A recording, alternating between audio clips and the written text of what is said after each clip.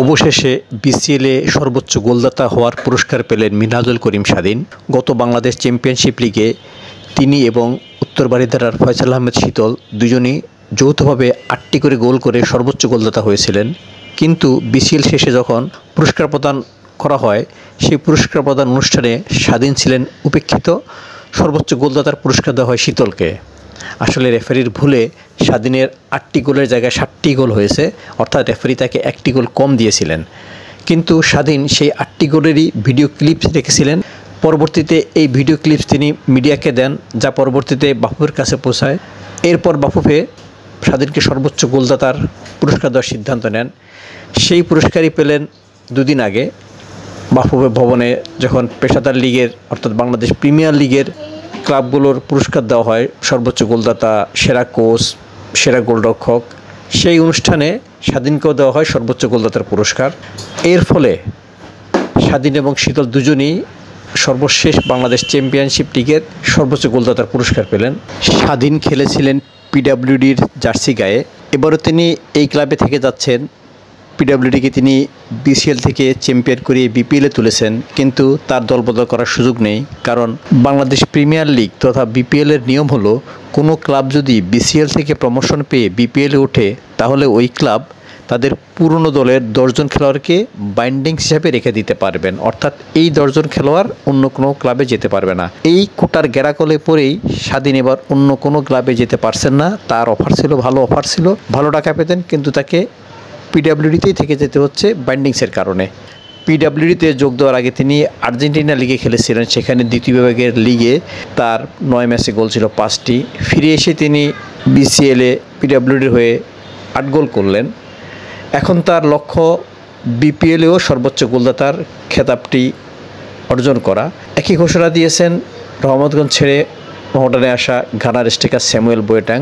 গত লিগে 21 গোল করে তিনি সর্বোচ্চ গোলদাতা হয়েছেন। এবার মোহামেডানকে সব শিরোপা পাইয়ে দেওয়ার পাশাপাশি স্যামুয়েল বুয়েটাংয়ের টার্গেট, তিনি সর্বোচ্চ গোলদাতার পুরস্কারটিও দখলে রাখতে চান। লিগ কমিটির এই পুরস্কার প্রদান অনুষ্ঠানে সেরা কোচের পুরস্কার পেয়েছেন মোহামেডানের আলফাজ আহমেদ, আর সেরা গোলরক্ষক হয়েছেন মিতুল মানোয়া।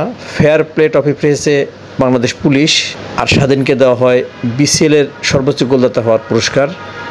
যে পুরস্কারটি তিনি মাঠে নিতে পারেননি, সেটি নিয়েছেন বাফুফে ভবনে লিগ কমিটির সভা শেষে। এক্ষেত্রে স্বাধীন যতটা ভাগ্যবান, ততটা ভাগ্যবান হতে পারেননি সর্বশেষ দ্বিতীয় বিভাগ লিগের ফুটবলার সুজন শেখ। জাবিদ হাসান, সোহেল ক্রীড়াচক্রের এই খেলোয়াড় 11 গোল দিয়েছেন। সমান সংখ্যক 11 গোল দিয়েছেন চ্যাম্পিয়ন যাত্রাবাড়ি ঝটিকা সংসদের আজমির আরিয়ান শিকদার। পুরস্কার প্রদান অনুষ্ঠানে আজমির আরিয়ান শিকদার জানিয়েছেন তার গোল 11টি, অর্থাৎ সুজনের সাথে তার 11টি গোল, দুজনেরই যৌথভাবে সর্বোচ্চ গোলদাতার পুরস্কার পাওয়ার কথা। কিন্তু রেফারির ভুলে সর্বোচ্চ গোলদাতার পুরস্কারটি গিয়েছে আরিয়ানের দখলে, কারণ রেফারি তাকে 12 গোল দিয়েছেন, 1টি গোল বেশি দিয়েছেন। এই নিয়ে প্রতিবাদ করেছিলেন সুজন শেখ, কিন্তু কাজ হয়নি। কারণ সুজন প্রমাণ দেখাতে পারেননি আরিয়ানের গোল যে 12টি নয় 11টি। রেফারির ভুলের কারণে 1টি গোল না দিয়েও, 1টি গোল বেশি না দিয়েও আজমির আরিয়ান শিকদার সর্বোচ্চ গোলদাতার পুরস্কার পেয়েছিলেন।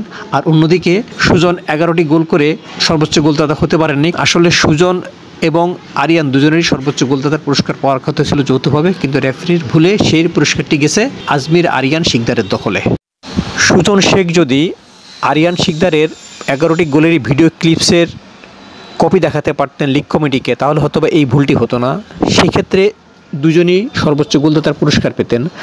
আসলে স্বাধীন যেভাবে বিসিএলে তার গোলগুলোর ভিডিও ক্লিপ সংরক্ষণ করেছেন, তা দেখিয়েছেন, সুজন শেখের পক্ষে তা সম্ভব হয়নি। সুজন শেখ হয়তো বা সেদিকে অগ্রসর হননি ভিডিও ক্লিপ সংগ্রহ করার জন্য। এতেই এগিয়ে গেছেন স্বাধীন পুরস্কার পেয়েছেন।